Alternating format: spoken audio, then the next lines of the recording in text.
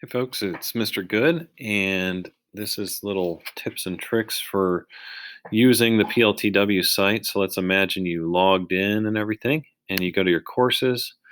And for CSA, um, I'm going to have a lot more choices than you probably will. So you'll go to Computer Science A and open this up. And I don't usually use this at all, this first landing page. I like to just use these over here to go through. If you don't see it, it's right. If you come to this page, just open up the little hamburger there. So there's some stuff in here like general student resources about how to work together. You should read that. We'll talk about that more in class. Conflict resolution, fight club, sort of stuff, providing peer feedback. All this is good stuff.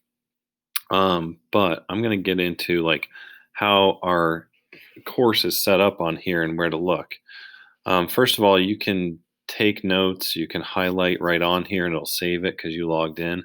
If you ever want to print something, look up here. There's a little printer icon if you like to have a hard copy of something.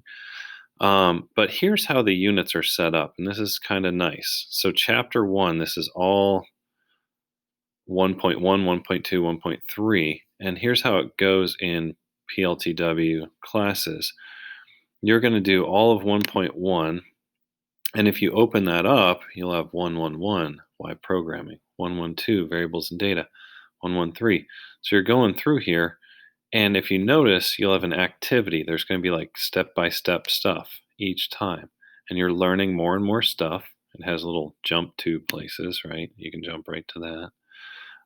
But if you look at the last section in every chapter, 116, before you get to the next section, see how it says project? That's going to be a bigger project where you apply your skills. They're not going to be little step by step things, it's just going to be a bigger problem. So you have little learning things where you pick up skills and then you apply them in the project. And you're going to do that all over again in 1.2. You'll notice it says 121, activity, activity, activity.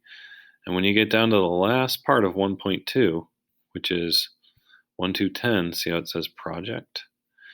And then you'll do it again for 1.3. And at the very end of a whole unit, you have this big problem that is like open ended and you work in groups, and it's pretty cool. So that's how the general setup is. I'd use this a lot. You can jump to the sections. It's pretty helpful. The other thing that's really helpful is use the search bar. Like if you're going back to review for a quiz or something and you forgot about,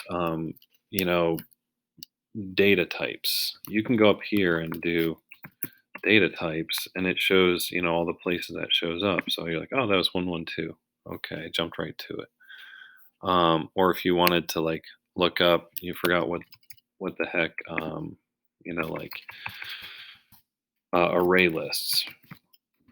We'll learn that later in the year. And you'll go introduction to array lists. So you can jump around. I love the search feature. And just that's basically how the class is set up, where you do skill, skill, skill, and then you apply it in a project.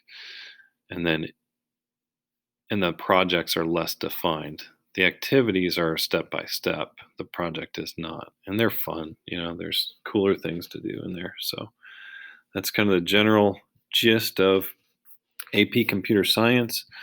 One other thing is we will also be connecting with AP Classroom to test it, to make sure you're actually not just doing the step by step, but at the very end, it kind of lets you know, okay, you have done unit 1 from the AP Classroom and you're ready for that. And then we'll go do progress checks and stuff like that. So it's kind of nice they're linked together. And then there's always conclusion questions. All right, so that's that.